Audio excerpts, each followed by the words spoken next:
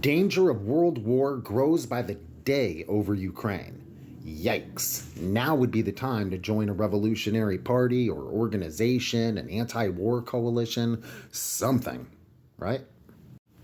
Almost by the day, the news about the war in Ukraine and the threat of world war grows worse. The latest reports on Thursday suggest that Secretary of State Antony Blinken and other key officials in the Biden administration are pushing to allow the firing of U.S.-supplied weapons into Russian territory by Ukraine.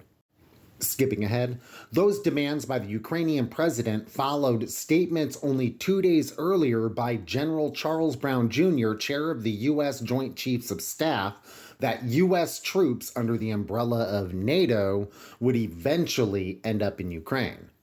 All these moves have been met by Russia with warnings that it would strike back at any forces operating out of Ukraine, no matter what country sent them. These developments all increase sharply the chance that the U.S. proxy war, that's right, U.S. proxy war against Russia and Ukraine could turn into a face-to-face confrontation on the battlefield. From the time that the war began, Americans have been told essentially that all they had to do was provide money and weapons and that the Ukrainians will do all the With the latest advances by Russian troops along the northern front of the war in Ukraine, however, that appears to be changing. People familiar with the discussions inside the Biden administration have told the press Blinken's position has changed to one of favoring the escalation because of recent Russian gains on the battlefield.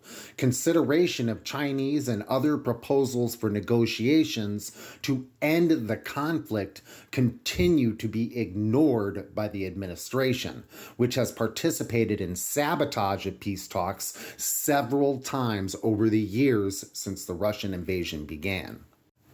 The U.S. is now considering sending troops into Ukraine separately from NATO for the alleged purpose of training Ukrainians, according to the New York Times. The obvious question here is what the U.S. would do if those troops were directly attacked by the Russians or were injured by Russian forces inadvertently.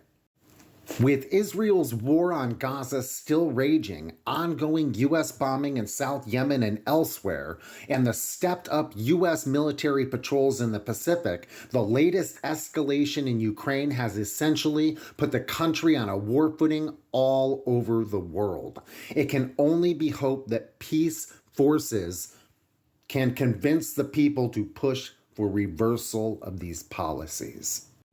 To find that article and others like it, check out People's World on Twitter, People's World, daily news beholden to working people, not corporate interests, analysis with class. We take sides. Yours. Solidarity, comrades.